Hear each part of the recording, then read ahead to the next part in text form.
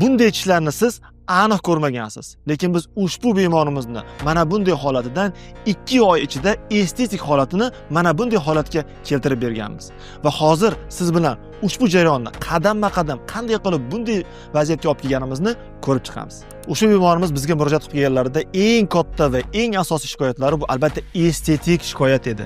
Lekin bemorimiz og'izlarini ko'rganimizda estetik shikoyatdan tashqari yana nimalarni ko'rishimiz mumkin? Eng katta muammolardan bittasi bu emalning yemirilishi.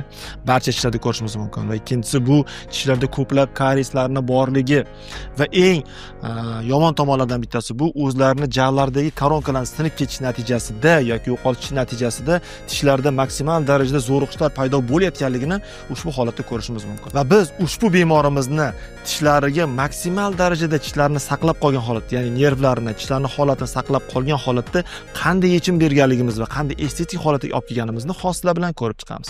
Agar ushbu bemorimizning tishlarini aynan tepadan ko'radigan bo'lsak, boya aytganimizdek ko'rib turganimizdek tishlarda koronka qismi o'ta sinib ketganligi, tishlarning ko'p holatda tishlari koronkalar hatto yemirilib metall ko'rinib qolganligi va eng asosiysi oldi tishlarida juda ham katta yemirishlar bo'layotganligi va bu yemirishlar hattoki nervgacha yetib borayotganligini ko'rishimiz mumkin. Pastki jag'ga e'tibor beradigan bo'lsak, unda pastki jag'larda ko'plab karieslarning borligi va bu karieslar o'ta chuqur ketib nervgacha yetib borayotganligi.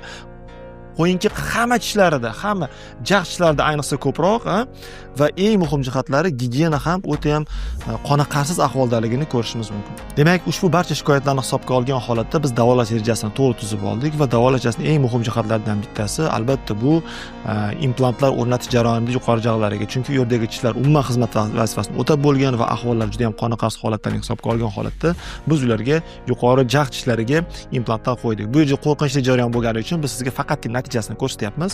Demak, bu tishlarni biz implant o'rnatish va vaqtinchalik tish qoplamalarni qo'yib berish bor yo'g'i 5-7 kun ichida o'rnatib berganmiz. Va oldingi tishlarga e'tibor beradigan bo'lsak, hamma karies jarayonlari hammasi yopilgan. Va implantlarni o'rnatgan paytimizda eng muhim jihat bu biz nafaqat implant o'rnatgan paytimizda suyakni, balki milklarning holatini ham saqlab qolganmiz. Bu esa keyinchalik implantni koronkan uzoq vaqt xizmat qilishiga asos bo'ladi.